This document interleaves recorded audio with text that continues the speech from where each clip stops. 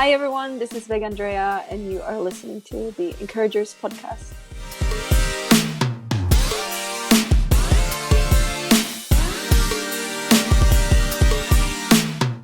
And we're back for another show. We'd like to welcome everyone back. My name is Notis. I'm here in Reno, Nevada. We got Jake. Jake, where you at? I'm in Wilmington, North Carolina, right on the ocean over here. Not quite as beautiful as what you have over there in Tonga, but I'll take it. And we have Tonga in, where you at, Tonga? I am in Arlington, the beautiful island of Texas. Nice. And we have a special guest with us here today.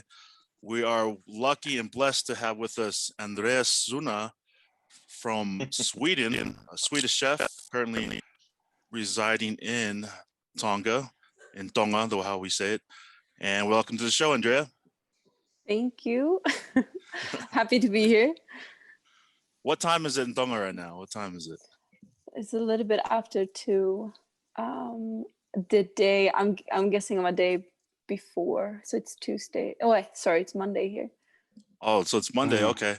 Yeah, it's Sunday evening over here, 6:17 here in Reno local time.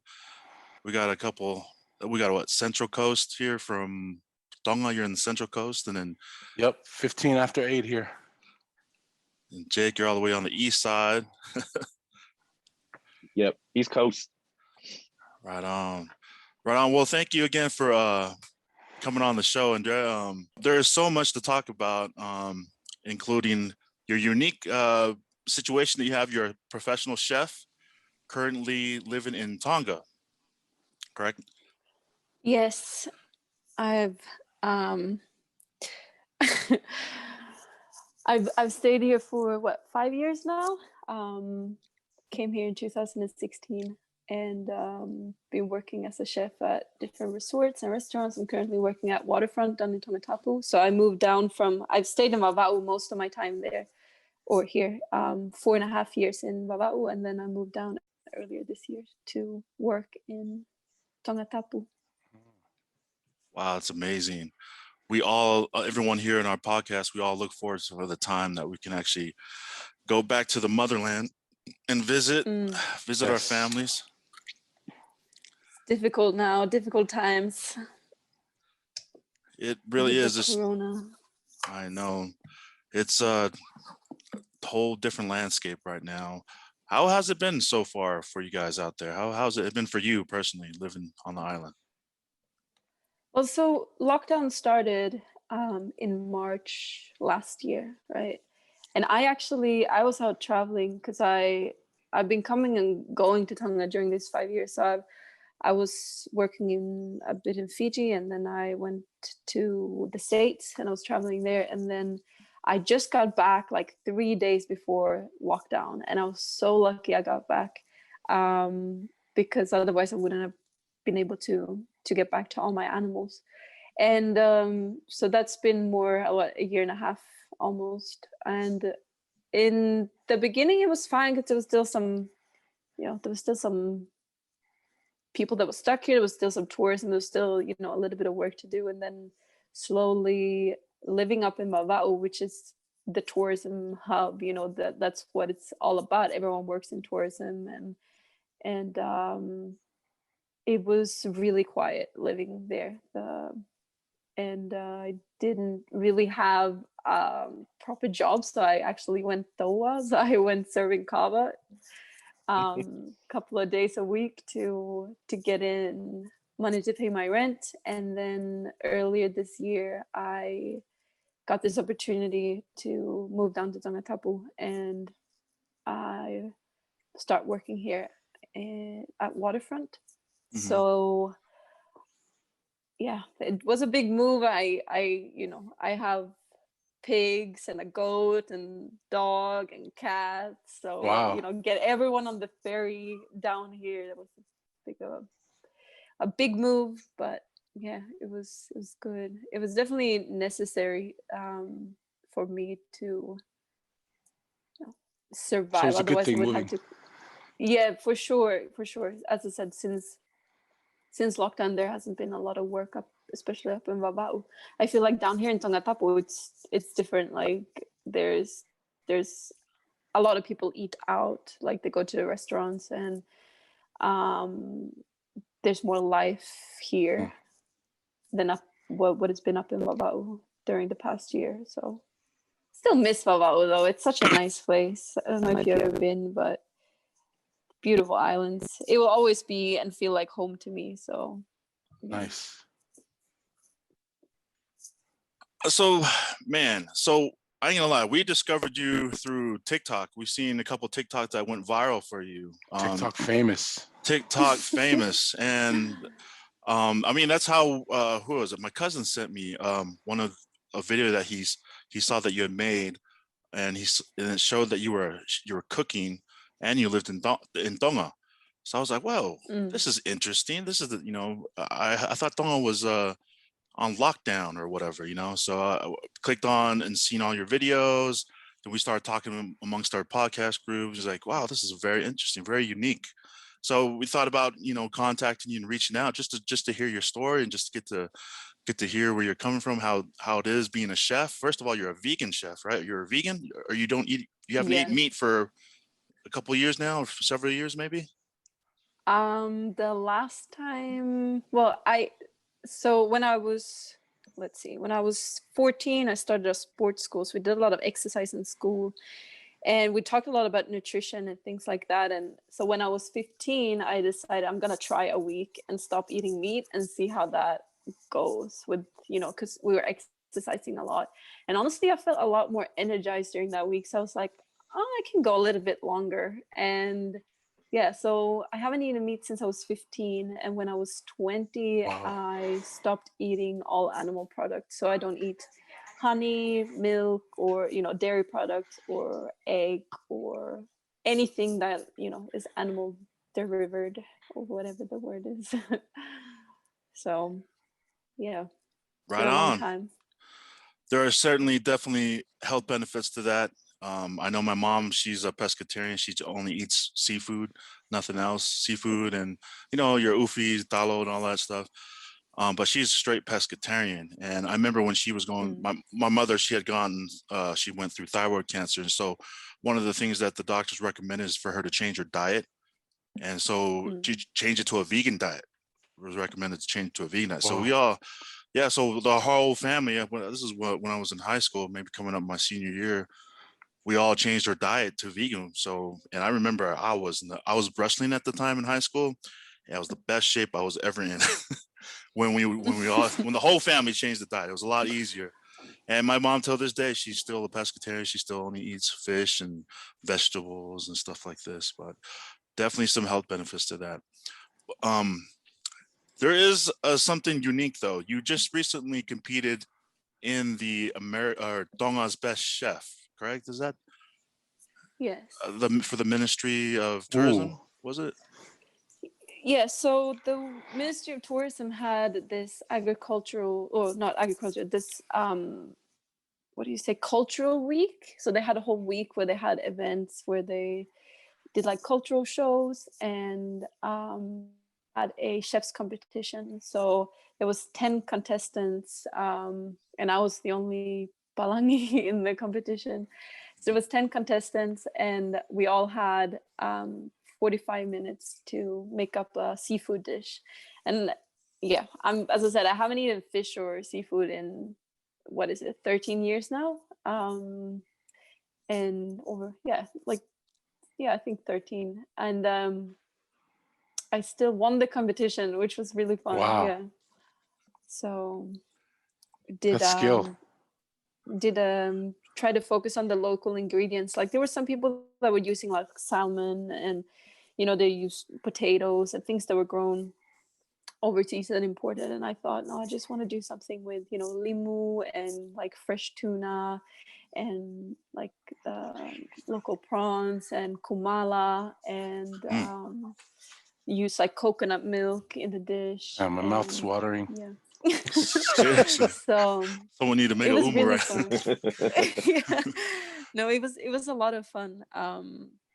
Bit you know, stressful. I kind of don't like the time pressure, like, but 45 minutes doesn't seem very long to create a we dish. had all this we had time to prep before, so we got to bring our mise en place. So like we got to bring everything, already cut up, or but we didn't get to bring parts, fully cooked parts of dishes. We had to cook it on spot, but we could bring everything like chopped up and pre-cooked if it's like potatoes or kumala or whatever. But then we had to put it together during those 45 minutes. And I underestimated the time or whatever. Like when it was 5 minutes left, I still hadn't plated up my dish, and I was so stressed. I had to cut up the tuna and then, just slabbed everything on the plate. I'd already had a idea of how I was going to plate it, so it's easily plating it. But usually I would take more time plating it, and I even missed out a couple of bits of my dish, but it actually turned out really nice. And the week or 2 weeks after that, we had a degustation, like opera night here at Waterfront, where we had the Princess Bilolevo. She was there, and a bunch of like the ambassadors and people around here. So it was a 5-course dinner with a live opera singer, Wow. and very, very nice like degustation. And my dish was actually in there. We did the same dish as I did on the chef's competition. The winning chef, And the that winning was a lot of dish. fun. Wow. Yeah, the winning dish was one of the dishes we made. So it was a lot When you of fun. refer to Waterfront, is it like a resort or just a big name restaurant in Tonga Tapu? Oh, so it's a restaurant, Okay. and lodge, or whatever you want to say. I'm actually sitting in one of the rooms right now because Oh, I nice. couldn't do the interview at home. The connection is too bad. So I was like taking my biking through town to get here, and I thought I'll just sit here. It's a little bit more quiet, and it's actually good connection. So I was just gonna say yeah, that your connection just seems flawless. Like I don't know where you are, but the it's right Wi-Fi in in Tonga town. is great. Everybody at Waterfront. Waterfront Yeah. Hotel. Waterfront Hotel. And you know what I noticed is that, man, just from seeing on all over social media, man, there's a lot of Tongans that be going live. Like they be going live and their connections are immaculate. Like there's no no break or whatever. So they must have either good Wi-Fi service or cell phone service or whatever that is out there. Because man, hardly any breaks in any of their lives when I see them on Facebook. Digicel is No, making tons of money over there. I believe yeah. 100%. Oh, is it Digicel? Is that the company? There's two. There's TCC and Digicel. I'm with Digicel just because that's what I started with, and I would feel like cheating if I go to TCC, but they're both good in their ways, I guess. Digicel, if you're Most listening. people. Oh, my bad. Go ahead. I'm sorry. I was just gonna say that's a perfect opportunity for a sponsor. Sponsor spot. Yeah, Digicel, if you're you should listening, sponsor me. the award Absolutely. Tonga's Best Chef 2021 is endorsing your company. So Digicel, come on now. But you have to get better connection over in where I stay. That's the only thing. So I can do interviews from there. But here in town, it's really, really good. So but honestly, like I feel like most people down here in Tonga Tapu, they use TCC, and up in Vavau, it's more like Digicel. I don't know. I think it's depending on the islands, because just some islands don't have connection with some of the telecom company, and then they have to do the other one. So, but yeah, they the internet from moving here. So when I moved here 5 years ago, I would say the internet was not this good. They've definitely during this 5 years, it's been improving, and especially like with the prices and stuff. It used to be very expensive, and now it's not too bad. Like having Nice. monthly data. So, So what city but do you it stay used to be out? I'm sorry. What city do you? Yeah, what city or town or village that you stay in right now? Where you locally at? So well, the restaurant is in Maufanga, so that's Oh, where I okay. am. But I live in Kolomotua, so Old No Town. way. Yes, K-Town. K-Town. That's my Kolomotua. grandparents used to have some apartments in Umusi, Maufanga. So Oh, I was there like every other year because we would go paint and just redecorate and stuff. But yeah, yeah. that's No, small world. Maufanga That's is crazy. nice. So the restaurant is it's in Mafunga. That's where I am right now. I guess where I spend most of my time as well, because I work a lot. But yeah. Damn, this is just blowing my mind. I don't give Tonga enough credit. Like, here I am thinking like we're about to go Zoom, and it's probably going to be super choppy. I mean, no offense against Tonga and the islands and whatnot, but man, this is like leaps and bounds, like 100%. I'm proud of my country, man. That's awesome. Oh yeah, No, man. but we had yesterday. I don't know if you heard or read about it. We had big blackout yesterday. Oh dang. And well, it was planned. So they cut the power between. It was supposed to be between 1 and 9, so 8 hours, no power in the whole island. Wow. But the power actually got back before that. I think right before, like when the sun was going down, it came back. But yeah, they were doing I don't know if it's right, but they were doing the installation of the biggest power battery or like something like that in the whole southern hemisphere. So it was like this big thing they were doing. Wow. Yeah. So you guys were expecting, did they give everybody a heads up that there was going to be a blackout for X amount of time? Yeah, they sent out messages like maybe a week before, I think. So yeah, went to the beach because you don't need the power there anyway, and it was a good day still. But nice. Yeah. What happened? Notice, you okay? Webcam. Did we lose him? Yeah, I don't think I just texted him. Andrea, I have a question for you. So just me being Balangi, I don't know if you listened to any of our episodes, but just to kind of catch you up real quick, I met some of the boys going to college, and then that started like a 20-year friendship and branched out all over the place because they're all very, very tight knit, right? So I kind of fell in love with the culture. So I was just curious, why did you fall in love with the culture as well? And is that why you're still out there on the islands living? And so what's your perspective being, of course, Swedish and Swedish heritage, you have that, but going to the island and then experiencing a new culture, just talk a little bit about how you view that and how it's impacted you. Well, when I first got here, I said in 2016, I was just supposed to be here for a few months working and then continue traveling. And I don't know, there's something about this place, like it's the calmness and like the the pace and the peace, and people are always, doesn't matter what happened, people are always laughing and making jokes. It's very how to say it? It's very different from in Sweden. It's like the complete opposite. Sweden is very strict, and it's it's pretty gray. It's a great country. Like I love Sweden, and but I think I just fell in love with that life could be so different, like from what I grew up with, that time doesn't really matter that much. And what matters is that you're happy and you're with friends or family, and then because that's what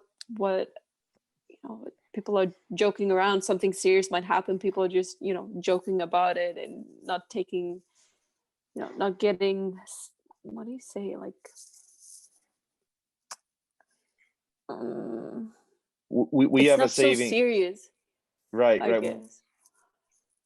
We have a saying that we kind of got around the mix. We could get over yourself, so it's kind of, don't take it so serious.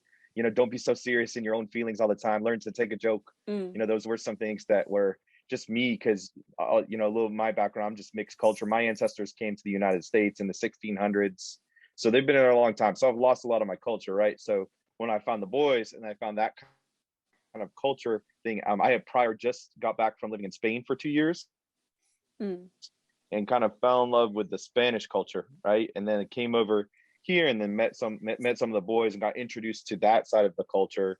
And again, I kind of fell in with that as well. But just those different, you can learn, you know, that example right there, where learn to laugh. I wish that, like when you said, you know, not to have to live by the clock, you know, that's when we found you on TikTok, and we kind of started sharing some of the stories that you share. I legit had like a heart to heart with myself and went over my finances and was like tabulating if I could sell everything and go live in Tonga. Just so you know. So you're inspiring us like across the seas. You know, I legit want to, you know, that would be awesome to be able to do that, because my life here is the opposite of what you just described, where I live on a calendar and I work for a telecommunications company, like a cell phone company over here, and much of my day is pre-planned, much of my week, much of my month is pre-planned. So I definitely see the not having a clock, not having to follow a calendar per se would be sort of ideal for me, almost like a fairy tale. But just know that you're inspiring us with your stories and the things that you have over there, of course. I see we got you back, Notis. Yeah. My bad, guys. I go blow my nose real quick. Sorry. Yeah, we just keep it real here, man. It's real life. We ain't, you know, trying to hide anything. But yep. But yeah, that's a great. Thank you for sharing that with us, Andrea and Jake. Jeez. It is amazing that you are living out there, and you know about the competition. You've been vegan for so long. How were you able to cook your dishes without? Were you able to taste your dishes? Like how did you manage that? That seems so bizarre to me, to win a competition, to have food that's not typically on your radar, you don't consume, and then be able to win that's amazing. That shows to me a feat of your expertise in your craft and your field, and also just you know, perseverance. Can you talk a little bit about that a little bit? I was just curious. So even though I haven't eaten meat, I don't taste it either. Like I don't taste the food that I make. But it's all about, you know, when it comes to cooking, it's all about feeling, I would say. Like you can feel what is right, what is the right amount of things. Usually the only things I would struggle with is maybe salt and acidity, because obviously that's a little bit tricky. And then I always have someone taste it for me if I'm unsure. But I would say most of the time, since I'm cooking every day, most of the time I'm pretty much on point with those sort of things. And then it's easy because the things that I usually use, I don't use a lot of animal products with the rest. You know, when it comes to the meat is easy because the flavor doesn't really, you know, come too much from the meat. It's what you put in with it or what you do with it, like what kind of rub you use, or what kind of, you know, what kind of sauces, what kind of condiments you use to, you know, enhance the meat or the seafood. So it's not too tricky. And as I said, I've been working 5 years as a chef now. So the first time I'm not a trained chef. I just want to say that. Wow. I actually studied media production and adventure tourism in school. So when I stopped eating meat, I started food blogging, and my food blog got really popular back in Sweden. It was one of the top blogs, like vegetarian top blogs. And when I decided I wanted to go travel and work, I was like, I want to focus more on the food part. And I found this job here as a chef in Bavao. And I thought, that sounds cool. I'll go and do that for a couple of months and, you know, kind of work more with food. And from that, it's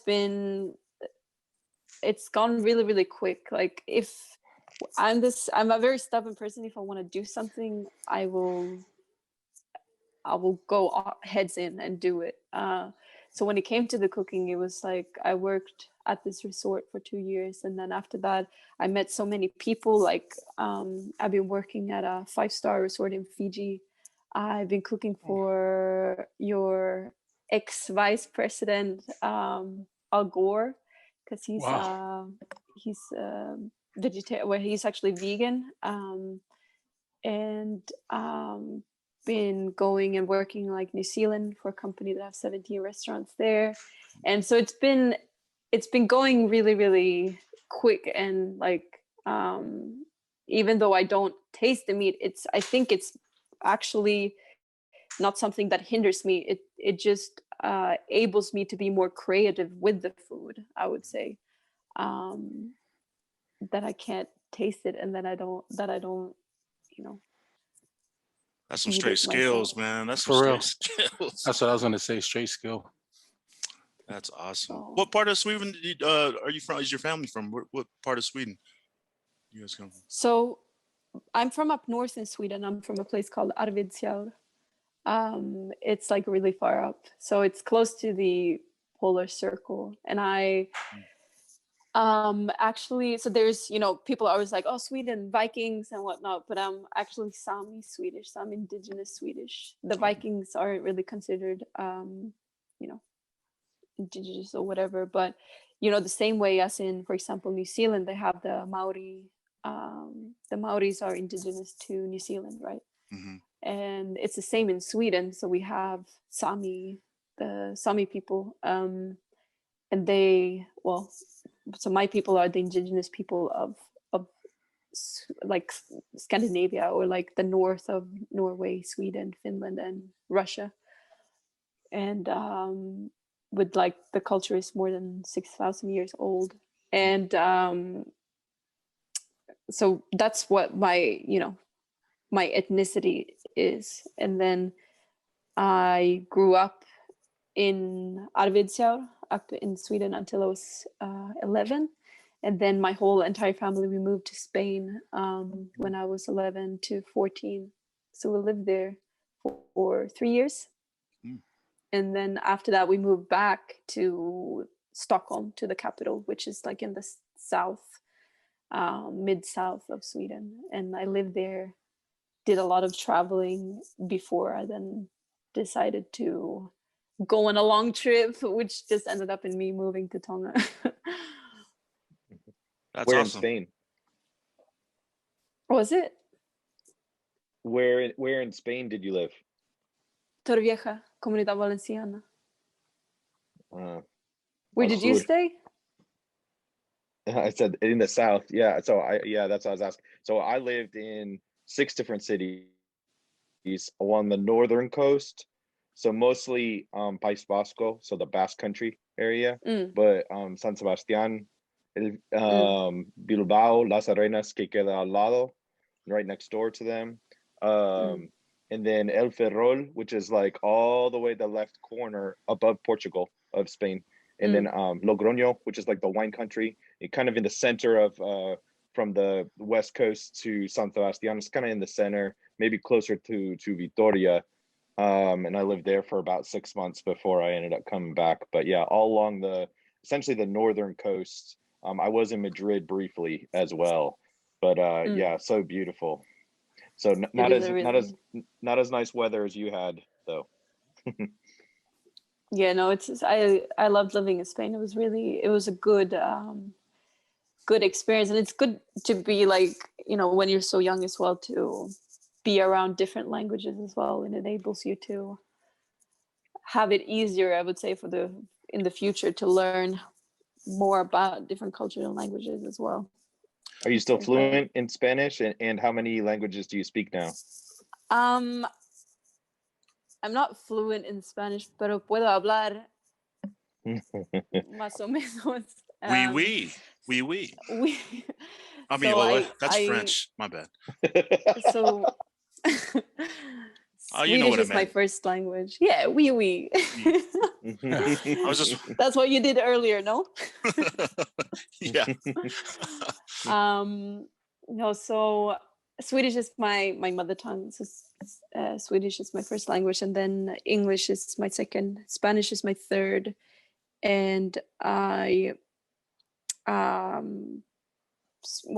speak Tongan, but like it's it's not the best. I mean, I understand it pretty much fluently.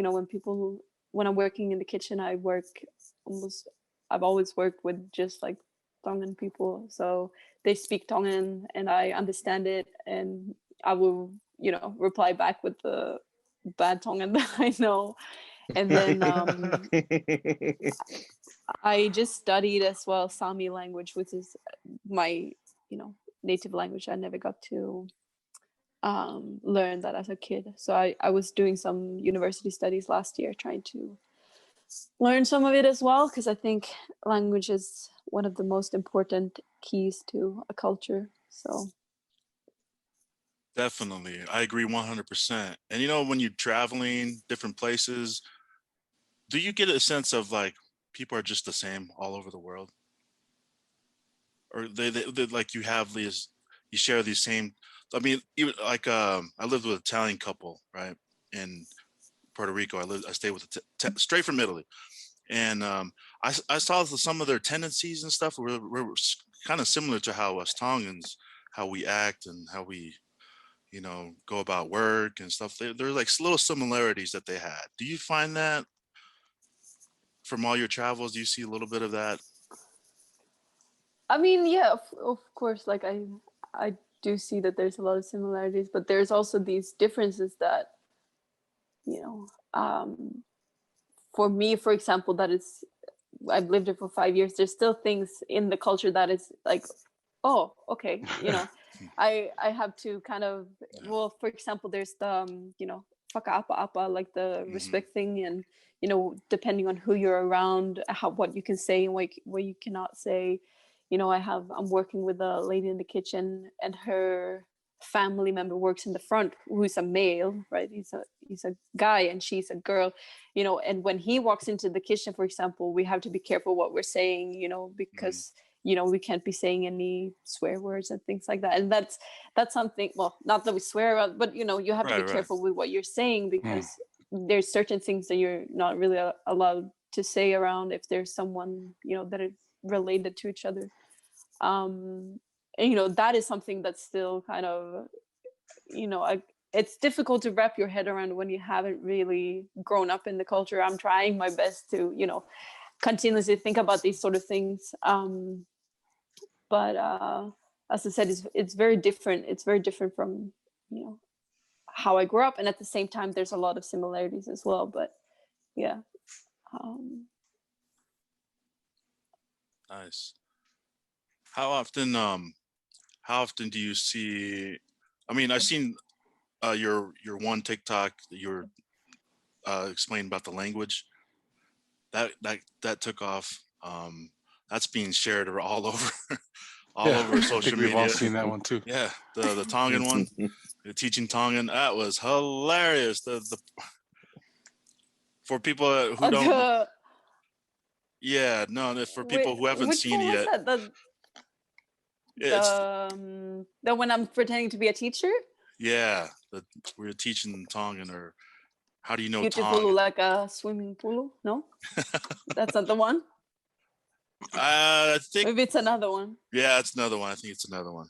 But yeah, you have some great TikTok videos. I mean, I think they do a great job. I think you've done a great job of just like not exposing, but just having people discover our homeland, discover Tonga. When we have the Olympics going right now, and Pita, the Tongan flag bearer, he's doing remarkable leaps and bounds. I mean, we talked about this last podcast a little bit, but what's it like? I mean, what's it like just experiencing the island life? I mean, did you ever get claustrophobic at all sometimes, or?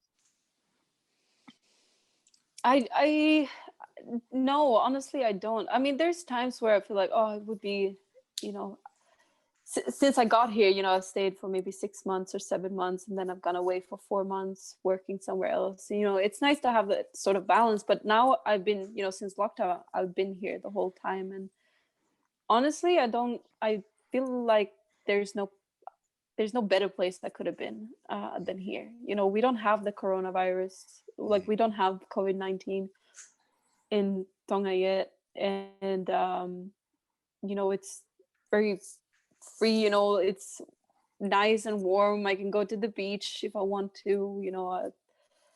I don't know. I have to think. I don't even remember what the question was. I just continue talking. What was it? Oh no, you're fine. It's just one time I went to Hawaii, right? Hawaii's, have you been to Hawaii at all by chance? Have you been up there? Yeah, I was there. I was there last year, right Oh, before lockdown. right before lockdown. I was there for maybe what, Stay for a two? month. Oh, you stayed for a month up there. I was up Yeah, there it for was a like, month. I was up there for like 2 weeks. And man, I was like, I felt claustrophobic. I felt like I needed to get on the highway and drive to the next town over, next state over, because Yeah. I live in Nevada, and we're two bordering states are California and Utah. So I have that option just to go in different, change the scenery up. Man, when I was in Hawaii, I mean, I love Hawaii. I love the islands, man. I love that. My goal is to get back to the islands someday, which is why I have this background, the island background. But man, for some reason, I felt stuck, claustrophobic for some reason. But maybe it was me just trying to get home to go back to work. But I don't know. I can't wait to. I mean, I was born in Tonga. I was born out there in Tonga, but I hope to someday get back out there and make a life out there. But man, just remember living in Hawaii for those 2 weeks. I felt a little bit claustrophobic. That's the reason why I asked. I was just wondering. No, I think it's just, when I first got here, it would be a little bit like that. But I think when you get back into the pace, like when you get into the pace, you'll be like, you'll feel the opposite. Like every time I go travel, as I said, I was in Hawaii for like a month last year, and then I went to Los Angeles and Las Vegas, which was great, good party. I don't drink though, but I enjoy going out anyways. And when I was there, I was like, man, I just miss being on the island. Like I just miss being with my animals, no stress, just waking up and you have, all this greenery around you, and you could just go out to the garden or go to your neighbors and you have like, fruits and may and stuff just growing in the trees, and just walking barefoot. And Excuse me.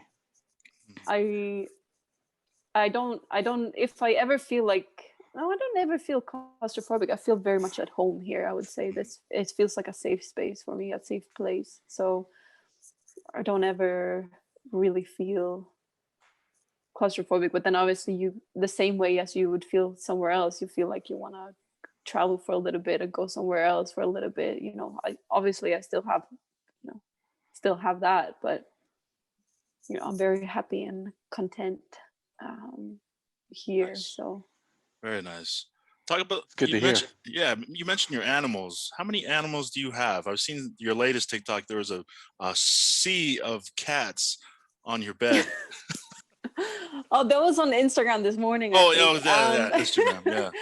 Yeah, no, so I currently have 5 cats because one of my cats got 2 babies, but I have 3. So and they're all of my animals, they have this little theme, so they all have Tongan names. So it's Molly, Noni, and Tava. So Molly is orange or like clementine, and Noni is that's the Nonu in Tongan. Noni, A tree. like the thing you ferment and you drink the noni juice. It's like a health thing. And then Tava is it's almost like a lychee that grows here. It has this green outside and then white inside, like the lychee fruit. Yeah. With a big stone in the middle.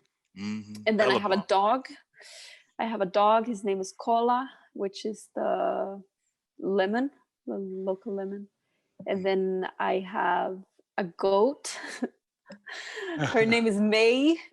May is breadfruit in Tongan. And she thinks she's a dog. She's hilarious. You'll see her. She actually runs around and beats up all the dogs in the neighborhood. Like, it's just so funny to watch it. So I have this. There's 2 other dogs living where I stay, and sometimes there comes these other dogs and they start a little fight.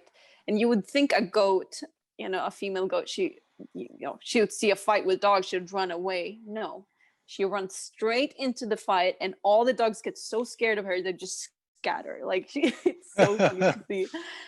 And then I have pigs and some chickens. So I have 5 chickens, but they run around free. I only name one, which is vine, passion fruit. And then I have 5, 6, 7. I have 7 pigs, and the Mm. mom is Faina. Faina is pineapple.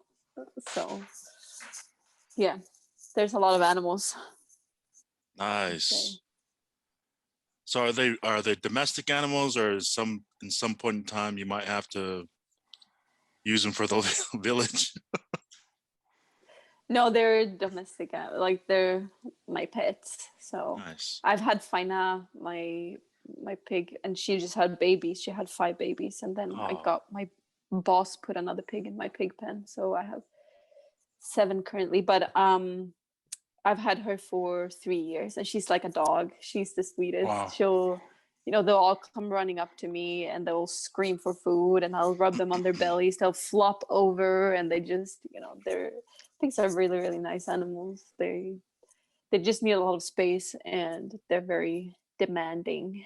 But yeah, just like big dogs, I would say. and I hear pigs are pretty smart animals too. They're pretty intelligent little animals. So that must be fun find on the little babies now. Mm-hmm. There's a lot of work. Feed them every morning and every night. Keep them happy. I was talking to my cousin, and he's from Tonga. Like, he grew up and came over here, and he was telling me, man, the pigs there in Tonga are a lot more healthier than the ones out here, because they feed them like coconuts. They feed them all good ingredients out in the islands, is what he was telling me. And so when you go to roast them, you don't see like the blood dripping down out here, like the way they roast them. It's a lot cleaner and a lot more healthier than the pigs out here that we roast and consume. Would you say that is true? You've seen that? Have you seen that? I'm not a fan of pig roasting, obviously, but Obviously, yeah. I don't know. Like, you'll see pigs that are really, really skinny. You'll see pigs that are extremely skinny, and you can tell that they are very like inbred.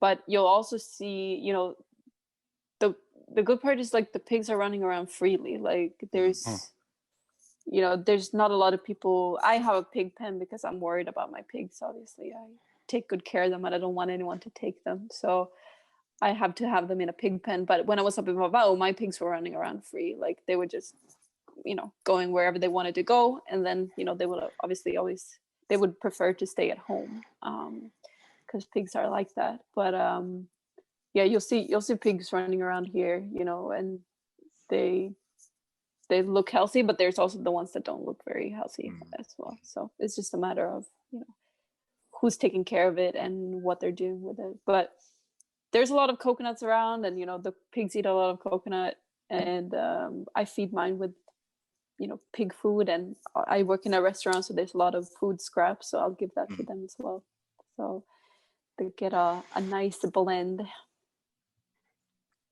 Nice. What books are you reading right now for you talked a little bit about learning the language out there. What Tongan books have you used, or are you using to learn the language? I honestly, I have not read any books. I mean, there's dictionaries. I think the best way to learn a language is just to be in it all the time and ask questions. So like when people are talking in the kitchen, they will be like, if there's something in my head, like, oh, how do you say this? They'll be, how do you say this in Tongan? And they will reply back to me and say, this is the way. And then I'll start using that word as well. So like I'll use the words that I know when I speak in Tongan, and then I ask whenever I have something on my mind, or I hear a word and I'm like, oh, what does that mean? So I think, that's the best. I would obviously know even more if I actually sat down and read like the grammar, like how, what do you say, get the grammatics and stuff in right. But as I said, I know it almost fluently. Like when people are talking, I would know what they're talking about, and just from being around it all the time, I would say. Nice. But yeah, and then I follow a lot, on social media as well. Like I follow a lot of like Tongan pages and TikTokers, and on Instagram, and I follow, because you have to follow all the, for the news, the Ministry of Tourism, and what do you say, Tonga power and all these little things, and they always write everything in Tongan and then they write it in English. So it's a very good way as well to learn, I would say, because you will see it how it's written in Tongan, and then you have the English translation to it as well. So that's also good. It's a good pro tip right there. I gotta check that out. But I'd say that's the best. But you guys, you speak Tongan as well, or? Yeah, we all speak Tongan. Grew up. Yep. I only know Shaking your head. I only know the words from like the Faikava circle. So that's what All the ones we swear can't words. repeat all the time, So Yeah, I know those as well. From being at Toa, definitely. Surprisingly enough, like our whole podcast group, like there's 7 of us, right? There's 4 other guys, or what is it? Coach, was it Joe, Tech, and Paul? Yeah, 4 other guys, and we all basically during our college years, we all met around the Kava circle. We had, get around, and that's basically how we met. And we've had that friendship since college, and now we're all grown-ups now, all moved on, different careers, and we're still friends after what, 20 years? Yeah. And living in different places. Yeah. So. But we all have that connection is through the Kava circle, Kava bowl. So that's so anyone knocking Kava, please don't knock the Kava. I was surprised Jake isn't drinking right now. The bowl there. Yeah, Is that what you usually do during the podcast? I ran out of time. I was going to be mixing while we did this, but I figured I'd wait till after. Yeah, man. Right. Yeah, we can't wait. Like just looking at your social media alone, just on TikTok alone, it's just, I hella want to go back to Tonga right now. So bad, man. Like I can't wait. One of my goals is to buy a yacht, right? You know how they have this tourism out there for whale watching? I want to buy a yacht, have people come on my yacht, take them out there, have them feed them, get a good meal, and then take them out to go watch the whales and swim with the whales. That's the game plan, at least. I think after, when the borders open up again, I definitely think that's, there's they have a bit of restrictions on like how many licenses they can give as well to not like stress the whales. But I didn't know there's that. a lot of companies that have had to, because of COVID, they had to close down or like, they left. So there's opportunities when the borders open up again, for sure. There's opportunities to start something. I would say that's probably the best time to do it as well. Yeah. So you got to be on it so that no one else is doing it, But as soon as borders open up, only us 4 know. Only us 4 know. So. Yeah, and I think you start seeing your TikTok in the whales. Well, I think this is a really good time as well for like, what you guys are saying. Like when I'm posting videos, I try to capture the everyday life and like things that I go through, and I get a lot of people that are commenting and saying, "Oh, I miss the homeland so much. I can't wait for the borders to open up," and So I think when the borders open up, there will be a lot of people coming through and, a lot more tourists as well. Because you were talking about with the Olympics as well, putting Tonga on the map. I honestly didn't know this place existed before I got here. I've heard about Fiji, I've heard about Samoa, but I was so lucky to stumble upon the job offer here and ended up here, and I've never felt so much at home before. I would say like this place really it's a really special place, even though people, they talk about Fiji, and Fiji is beautiful. Like I worked in Fiji, I love Fiji, but Tonga is something different. I would say I don't know, it's hard to say what's the magic is, but you gotta be here to, I don't know, to understand. Shoot, I bet, man. That's awesome. Sign me up. There you go. So there will be an encouragers whale watching boat. Yeah, there you go. Yeah. That's gonna be the name of the yacht, dude. Again. The encouragers. Yes. The encourager. You need a chef. You need a chef. You know who to talk to. Hey, I told the guys, dude, if she comes on the show and we get to build a great relationship with her, man, we're gonna go straight to her restaurant and we're gonna grub like the heck, man.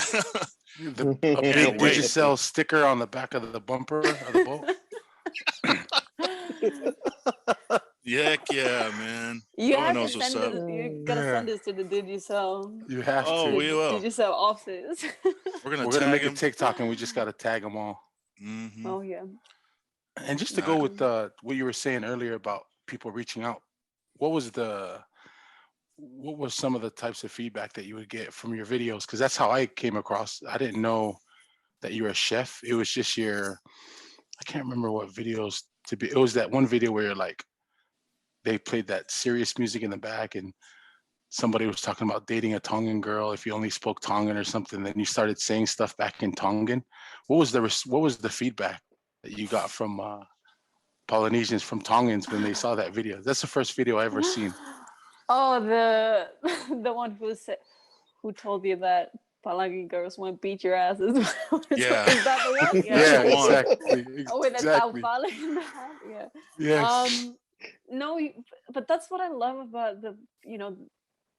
the Polynesian like culture and community. It's like people are just having fun, right? Like it's just there's not a lot of seriousness as it is like in Sweden. You'll always have to think about what you're saying and things like this. Like I feel like Tongans are just like they just find everything, everything is just I don't know. Hilarious. It's not so serious. Like you can joke about anything, Yeah.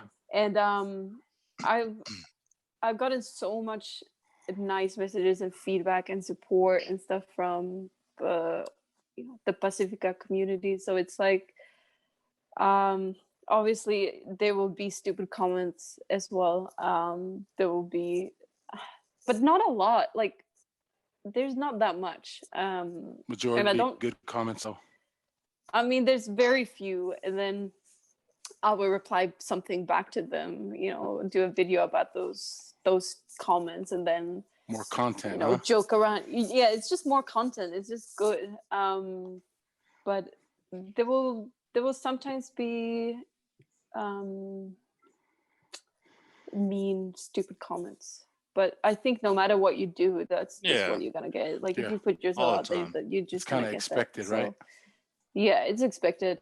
But honestly, I haven't gotten that much as I would expect, and I think people are in general, Tonga has always from you hear about, as I said, Samoa and Fiji. You hear about the other islands, and Tonga is it's a small place, right? It doesn't get the credit that it should get, and people when they think about it, they think about meth or whatever, drugs, because that's what they've been exposed to in social medias. That there's drug. There was that Vice documentary. Yeah, there was a Vice documentary, and so that's what people are thinking about. But it's so much more than that. Like this place is so much more than that. And it doesn't get enough credit for it. And I think that's something is like in my videos that I'm trying to, get out there. That this place it's an amazing place. Like, and it's right next to Fiji, who gets like so many millions. What is it, like tourism? 2 million tourists a year, while Tonga doesn't get, Vavau only get 4,000 tourists a year, and I don't know in total what Tonga gets, but yeah, it's huge. So it's a huge difference, and people don't really see Tonga as a destination unless you are, very adventurous, or you have like in your mind you've always dreamed about swimming with whales, because obviously this place would come up. But for other than that, people are like, oh, they will go to a more accessible place, which I guess is like, Fiji. So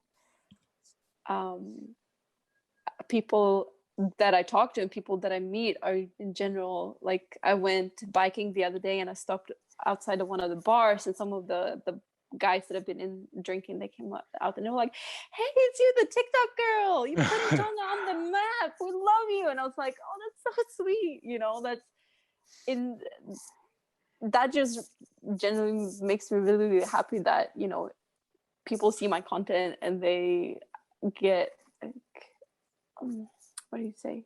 Tongans are very proud, like proud people, right? You know, so to be able to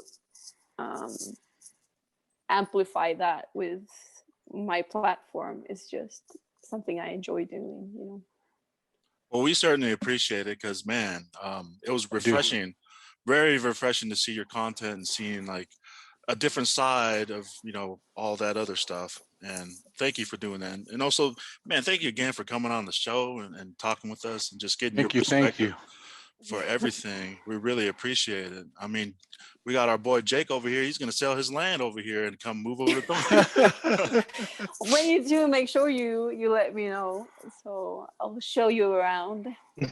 There you Definitely. go. There you go, But Jake. Heck yeah, man. There's a lot, as I said, especially when the borders will open up again, there will be a lot of opportunities for people, you know, people that have dreamt about coming back to their homeland and start a business. Definitely that would be the time, because as I said, most of the companies, like the people that have had the companies, they've left, like they've had to leave because it just hasn't worked out. And then, you know, if they're Palangi, still go back to where they, you know, their homeland. So definitely when the borders open up, you got to get on it, guys. Over here and take your opportunity. Seriously. See what you're dreaming about. That would be the life. Right now, is it how cold is it in Tonga right now? Because it's your guys' winter down there, right? Yeah, it's winter. It's cold. I'm freezing. My toes are cold, but I guess it's maybe just like 25 degrees. Oh. I don't know. Nighttime it can get cold. It can get maybe 18 wow plus. So, you know, that's cold for being here, and especially when you're used to it being so hot all the time. Mm-hmm. You know, I'm in long pants, and this is like a, you know, a knitted shirt, a polo shirt, and my toes are still freezing. So, but it's just because I'm so used to it always being very warm, like very, very hot. So I noticed all the tattoos. Did you get any of your tattoos in Tonga, or do you have any of the kupesi designs or anything like that? I got the kupesi from a friend up in Blackout, so that's this arm here. So that one is from Tonga, and then the rest of the stuff is from like my other sleeve with all my animals. I made that back in Sweden from a friend of mine. Nice. And then I have little tattoos from my travels. So I have some, you know, from the places I've been to. But yeah, I started out, so I just got the whale on my arm here. That was like 3 years ago, maybe.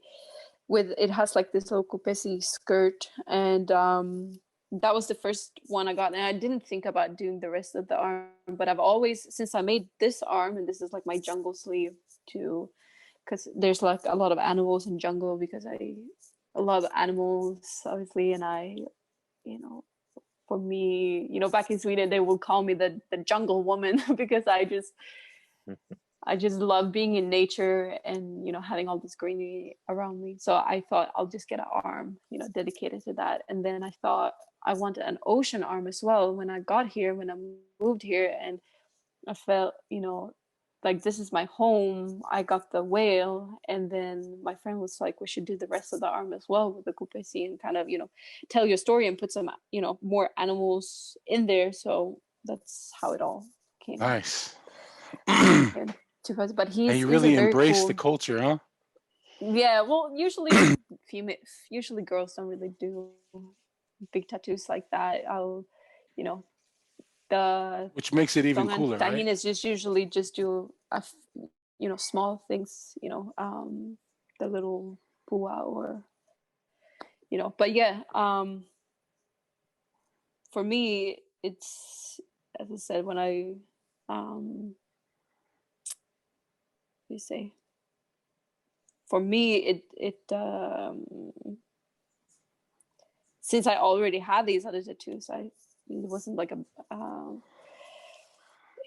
a big project or anything to do it, but the guy that does the tattoos, like my friend that did this tattoo, he's actually really cool. He's used to play rugby overseas, and he lives in this little Tongan valley, and he's deaf. Like he can't hear anything, and he can't speak English. Like he doesn't know English, and he, as I said, he's deaf. He can't really speak, so he can read lips. So if I say something in Tongan to him, like, then he'll understand. So when we did the arm, we had to like it was just like the experience like of not being able to communicate properly because It's of more organic. of It just happened. well. Yeah, it just happened. So it was really cool because I told him, just you have free hands. You get to do whatever. Like, I have these animals that I want to put in because they symbolize different things for me, and then you have pretty much free hands on the rest of the sleeve. And so there was 3 sittings, I think. Yeah, Nice. 3 sittings I'm doing it. And yeah. Maybe you can take Jake down there when he gets in, so he can get his tattoo going up over there, right, Just Jake? a big old kumete on his chest. Right on his chest, man. Yep, that's it exactly. Yeah, definitely. He's a good tattoo artist. He's I'd say the most popular here as well. In Vava'u. He's the most experienced up in Vava'u. Then you have some places down here in Tongatapu. But I feel like most villages have a tattoo artist at this point. go-to guy. There's always a go-to guy in each village. Bring him a bottle of Jameson you're good to go. Shone Lapisi Exactly. down the road next to the Mangafa. Shone Lapisi over there is the best tattoo artist, Yeah. I don't know who's. Hello? Hi. Yes, I'm doing an interview. They're coming in with some mattresses into the room. Oh, no worries. Anyway. Sorry. Io, sai Pia. Io. That's what's up. The dialect. You got the dialect. You got the you got it. You got the inflection, the dialect. Man, it sounds really good. Really good. See when they get up. Okay. Good. There we go. Sorry about that. Oh yeah, no worries. No worries at all. That's how our show runs, man. Man. Jake, did you have any particular thing that you wanted to touch up on? No, nothing in specific, but I would just say just being a Palangi that fell in love with the culture. I admire everything that you're doing over there.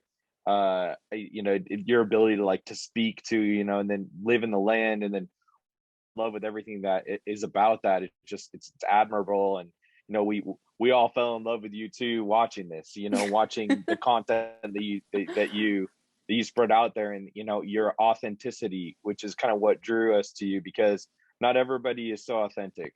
Not everybody can speak from their heart, and I think you are able to do those things in a different way than other people. And there's just something magnetic about you that drew us in, and we're so glad that you came on with us and shared your opinions and what you think. And just coming from me specifically, the fact that you speak the language and you understand the culture and all those things, it's definitely admirable. But yeah, thank you so much for coming on. I don't know if you, Tonga or Notis, you got anything else to say? Finish this up here. Yeah. Same thing along the lines, like, we as a group appreciate it. Keep the content coming, because you never know who's watching, right? So just keep doing you. And the videos are hilarious. I don't know TikTok, if you're watching this, we need to monetize this ASAP.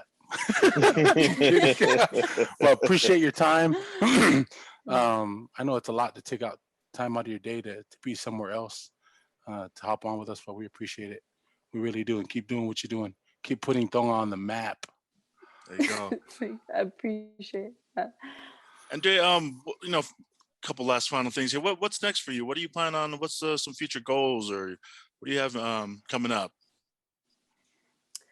Coming up. Well, we'll keep working, you know, for Waterfront, doing this sort of like fine dining degustation dinners and like putting more like healthy food out there. You know, there's dreams and goals and plans that I have personally that I want to do, you know, but for now, I'm just very happy being able to every day do what I love doing in a place that I love being in. And, you know, in every morning when I wake up, because I usually do night shifts, so I started to, when I wake up, I just, you know, hear the roosters, I go out, I feed my pigs, and I sit in the back of my house and I just look at, you know, look at all the animals running around and just breathing in the fresh air. And like, you know, I just enjoy being there. You know, I don't know if I have any next moves or next plans, but you know, keep doing what I'm doing and then we'll see what happens. Really,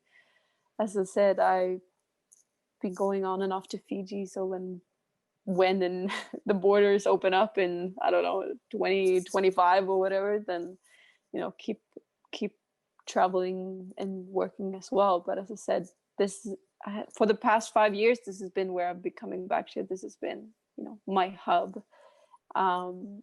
And that's what I want to keep doing as well. You know, maybe in the future, far from now, I don't know, buy some or be able to get some land myself and build something myself and have I my hear own little house a here. restaurant in the future here. Uh-oh. I mean, that would be dope. fun. But as I said, what I'm doing now, you know, I get a lot of creative freedom and I don't have to deal with all the paperwork. So that's Even better. that's even better, you know, than running your own restaurant. But for sure to, you know, when I'm not here in Tonga, to be able to work for other companies and other people and do like private catering and those other things. So now that the border, now that the borders are closed, is there any time frame? Are you hearing any time frame of when the things might open up out there? Are you the tourists gone? Or I mean, how are we doing? I mean, how are locals out there able to keep afloat? What have you been seeing? I mean, down here in Tongatapu, I feel like life is pretty much normal, really. Like up in Vavao, you could tell that people are struggling, especially the business owners are struggling hard because Vavao, as I said, is like the tourism hub. But down here in Tongatapu, there's people are pretty, you know, it doesn't really matter what you know, what Tonga faces. I feel like they're always just happy and content and doing great. You know, it's just this community that take care of each other. So it's no matter what happens, it's you know, they always have each other's support. And like if someone gets in trouble, you know, with the business or whatever, they always have their family supporting them, or like their community or their village supporting them. So it's like, I feel like Tonga's been doing really, really good. Like it's, if you look at in general, I don't know about the, you know, the budget and like the money in general for the country, you know, but if you look at the people here are just happy and content. Like aren't really So the faced friendly by islands it. it sticks. The friendly island sticks. Like it's just, That's I don't what I'm feel any talking change about. in the people. So That's it's, what's up. you know, they And that's good to managed hear. to do it very well. And as I said, they were really quick on closing the borders and like keeping this place virus free. And I mean, they did a really good job on that. So they've been able to harvest the fruit of it as well, you know, of their quick actions. So yeah. Man, that's so refreshing to hear. But as I said, if you look at the people, I can't say too much about, you know, the country altogether. But if you look at the people, if you look at the Tongans, they're just doing well, I'd say. That's Good to what's hear. up. Do you know any? Though this is just a personal question for me. Do you know anyone that sells kava out there that can?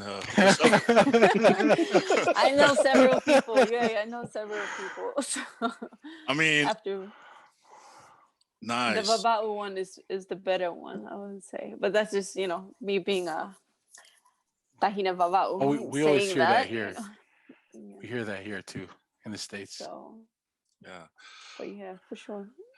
Is there anything that you need from us? Because I live about 4 hours from San Francisco, which is where most of our people here on the West Coast, they send their pujas to Tonga. And we just sent one to one of my mom's sisters. We sent a puja to where is it? Fuamotu, to that area near the airport. So if you need utensils or kitchen tools, Jake got you, man. Like we can hook you up. We can all look together and send you a puja, For real, whatever you for need. real. That could be a It would TikTok, be a care nice. package, Yes. Yeah. Did you see my other package video? Oh, I didn't see that one yet. I haven't seen that one No. yet. The last one I I watched gotta- was the Tongans asking to put your dog in the umuhuan. Yeah. No, that's always. It's every time I go out with my dog, it will be like, oh wait, nako Alpito. Like, don't look at my dog like that. Oh. I mean, For- perfect for the umu. I'm like, get away. For those of you For those of you don't slipper. for those of you who don't know, nako means like really fatty, right? The dog has a lot of fat and meat on his The bones. best part. The best Yeah. part. No, always comments about him being nako. So no, but yeah, Yeah, let us for know. sure. If you want to, you have my contacts. Yes, definitely. Absolutely. But there's definitely things that you can't really get here, like vegan stuff that I've been missing. But yeah, I don't know how easy that would be to.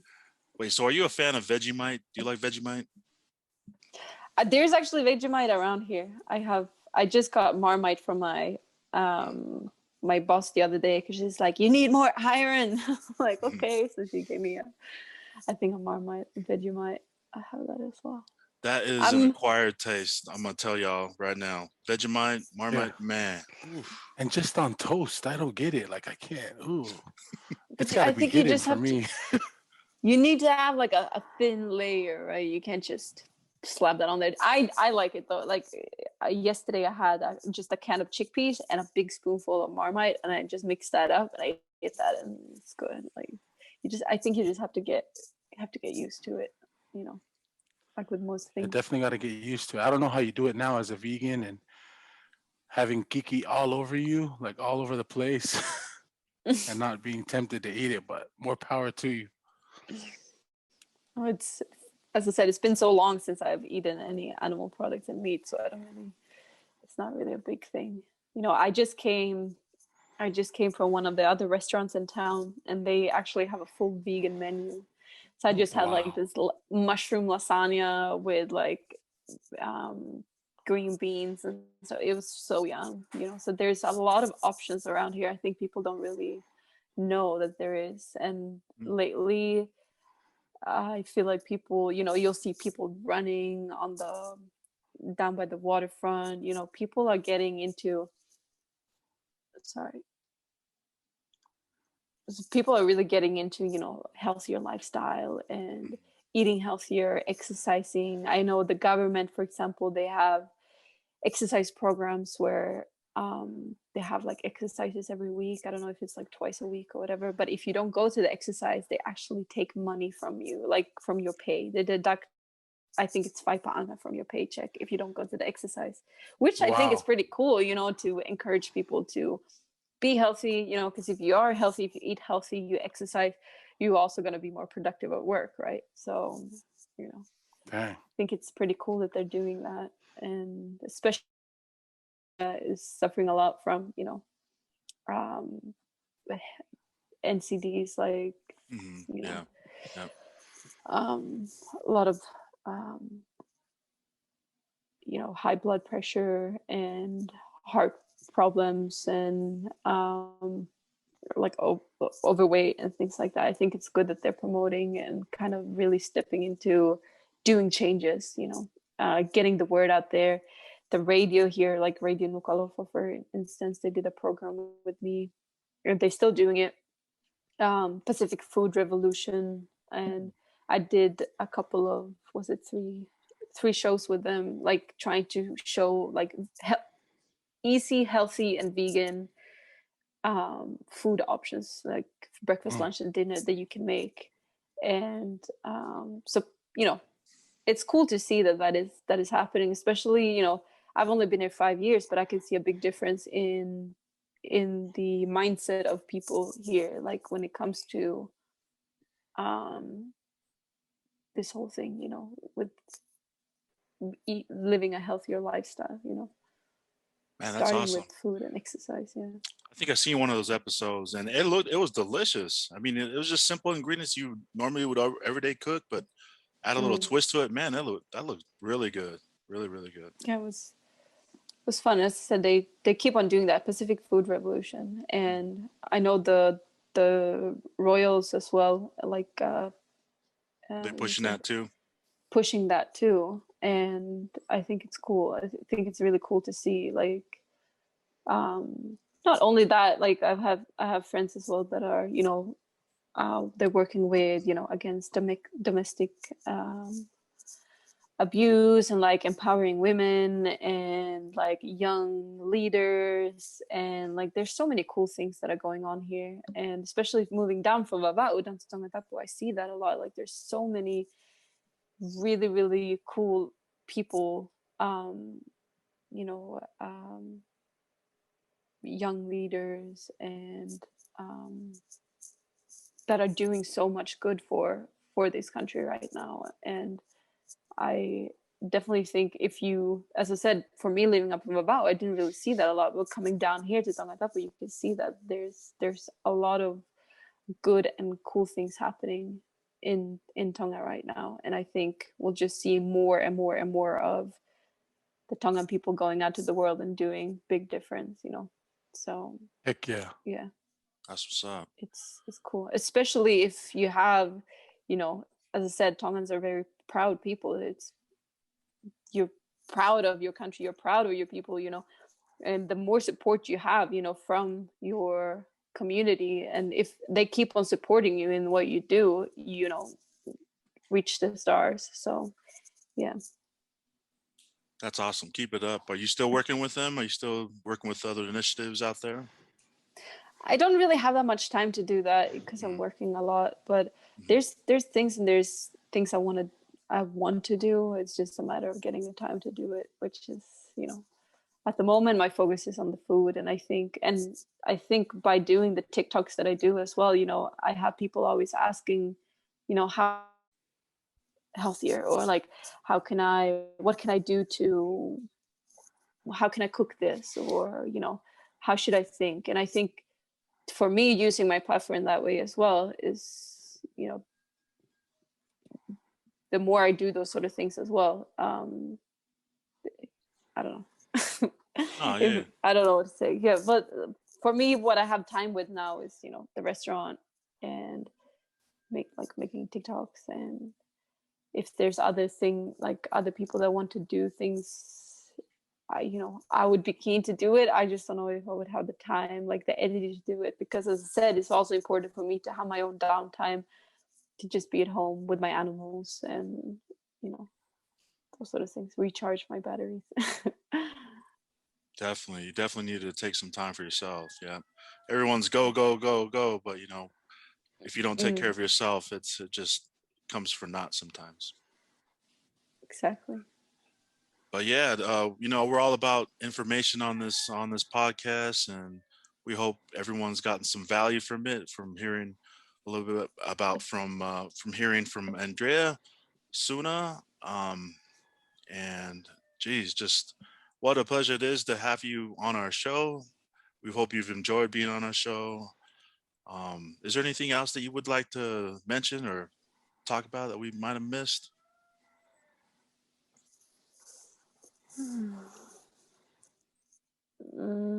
I had just one other question.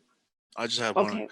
What was it like cooking for Her Royal Majesty, the Princess Belevel? What was that like? What was that experience like? Well, I've done it a couple of times actually, and she's so down to earth. She's such a nice person, and um, so it's not difficult in any way. And as I said, I've been doing a lot of work for like the embassies and stuff here, and she usually comes, and I think she does a really good job at like inspiring the community. She was the first one who got the COVID shot, for instance, and um yeah, but obviously in the beginning it was like, oh my god, I'm cooking for the princess, and now it's like Hmm. once a week, or every second week we did a takeaway for her the other day. She'll come and get food from the restaurant and stuff. So but yeah, no, it's cool. And she said during that degustation, she was like, this is something that I think the king would like as well. And that is something that would be cool if I get to cook for the Wow. king. Like, that would be really, really nice. I would love doing that. So we'll see. That would be dope. I mean, you have so many talents that we're just learning of. Your videos, your talents with so many things, right? But then to add this to your your chef resume, that would be something. Cook, That made would definitely be meals, something. right? Made meals for royalty. Sheesh, come Big on deal. now, that's Cooking for the huge. Tongan royalties, yeah. No, it's cool. But as I said, like I feel like the the royals here are still they're very humble, very like down to earth and very polite, and yeah. So it's not really a big thing. The only thing I'm thinking about, if when I go and serve or when I go and talk to them, I was thinking, I hope I don't do anything that is like disrespectful, because there's so many layers of this culture that is, for me, still, I feel like every day, every week, I always discover something new. Okay, so this is how it is. I mean, as I said, it's so. I think you really just have to grow up in it in order to fully understand it. Like, it doesn't matter how long you've been All the here, no- really. You just all the nonverbal cues, huh? Like the raise the eyebrows. yes. There's all these little things that you once you're around it, you'll recognize what it means. But it doesn't mean the same thing over in how I was raised, but it means something different in over there in Tonga. Yeah. Well, as I said, it's more like the cultural, I would say more the respect thing for me, that is, I'm just discovering new things about that all the time, and like how these sort of things work, because it's, as I said, it's very, you have to also know the relationships between people. That's also a very important part in it, like who's related to who. And if you haven't grown up, in it, it's difficult. It's very difficult to know. But yeah. Um, well, how can people find you? I know we definitely know where to find you, but how can others find you? How could they watch your videos? Where can people find you? Well, I have the social medias I'm most active on, I would say, is, I don't post a lot on Instagram, but I have Instagram, and that's Vegandrea. So vegan Drea, like vegan and Andrea put together. So VEGANDREA.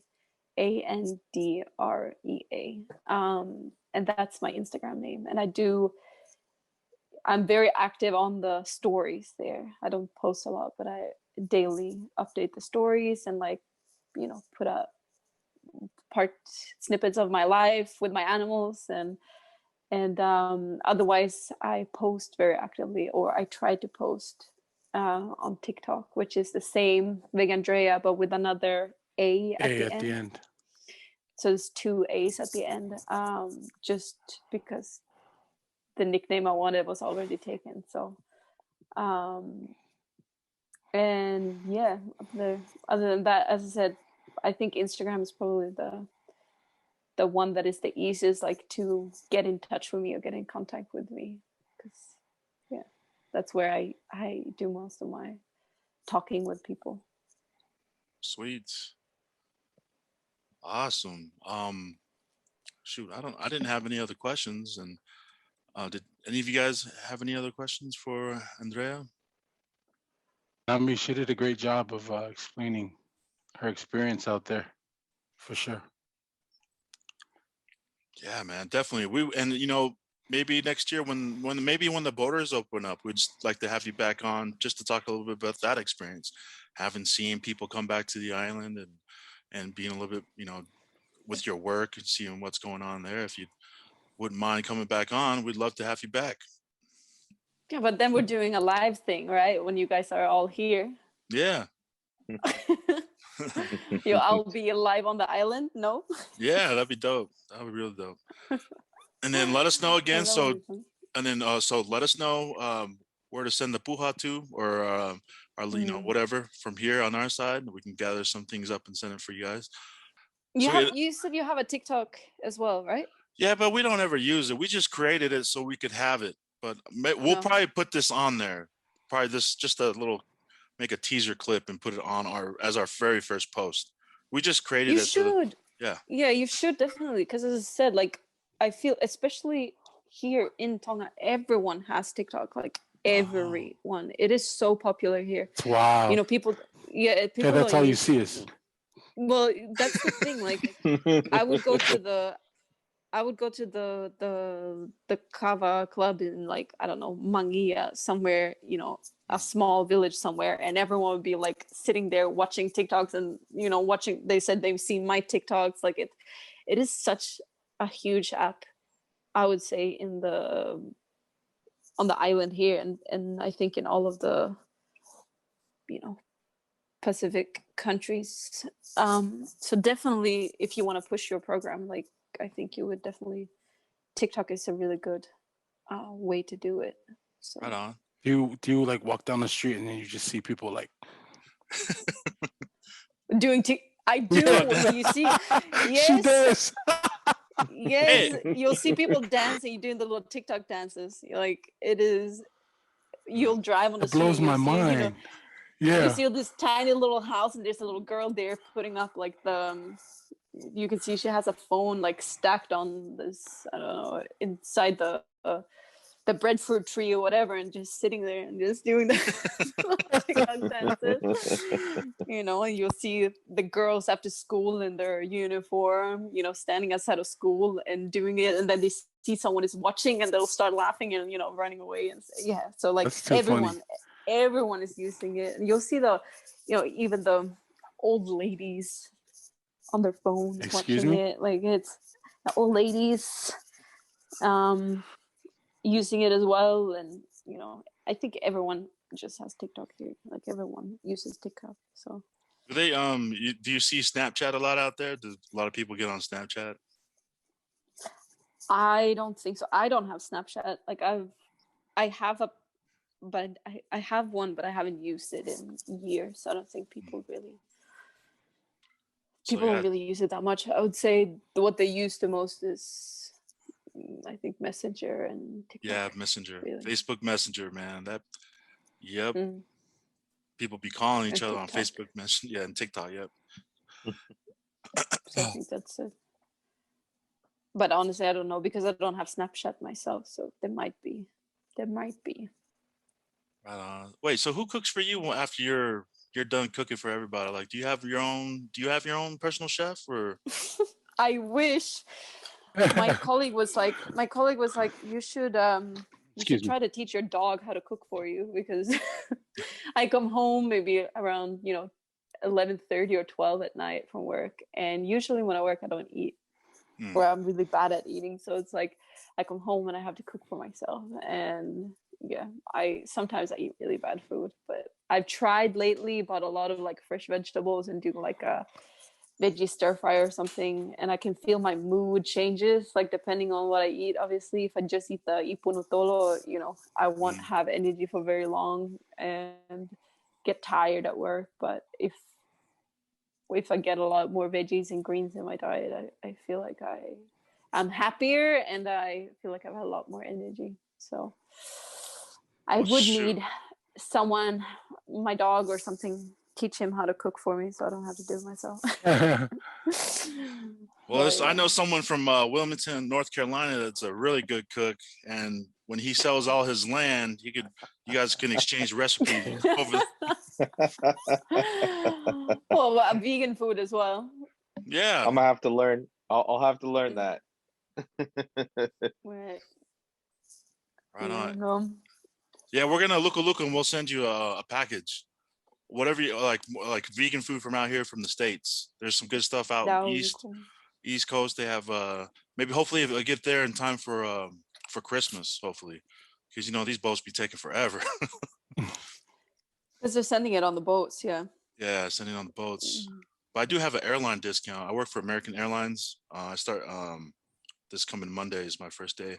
But we get FedEx. They have FedEx down there in Tonga, right? They have FedEx. Or is it DHL? Or DHL. Yeah, DHL. We get mad discounts. Whoa, yeah. So we can intercept it through the air. Yeah, let's. That would be great. I think mostly it's like vitamins. I think that you can't really get here. Some stuff like let us know. And like dog treats. Yeah, let us know. I just spoil my animals, so that's definitely something that I've been getting in, like vitamins for my animals, because I just want them to be healthy. And you can't really buy like good. You can buy dog food here, but it's like so expensive. So I just make my own, and I like to put some extra, some extra vitamins in there, because it's like important for me that they get everything they need. Yeah, man. There are furry people, man. Our little furry people. That's right. Yeah, we know the deal. Yeah. Yeah, so let us know on that. Let us know what. Seriously, just give us a list. Give us a list. Yep. And we'll do our best. This is our way of saying thank you for being on our show. Thank you for coming on. And hopefully it'll be a good Christmas present for you and your little furry animals. I love that. But yeah, let me know when the show's out, and I'll do a little TikTok video for you guys and post it on my Instagram as well. So. Yep. And I'm gonna stop recording now so I can start downloading. Editing. Yeah, start editing. Sweet. I'm gonna go home again. Right. Take my little bike back home. We want rain. And it was really nice chatting with you guys. Thank you. Likewise. And once again, my name is Notis. Thank you. That was Jake and Tonga. Leave us that list. We'll get you something soon. More content for both of us. Yeah, for sure. We'll just talk, I guess, on Instagram. Yeah. Sounds so good. we all use that Instagram.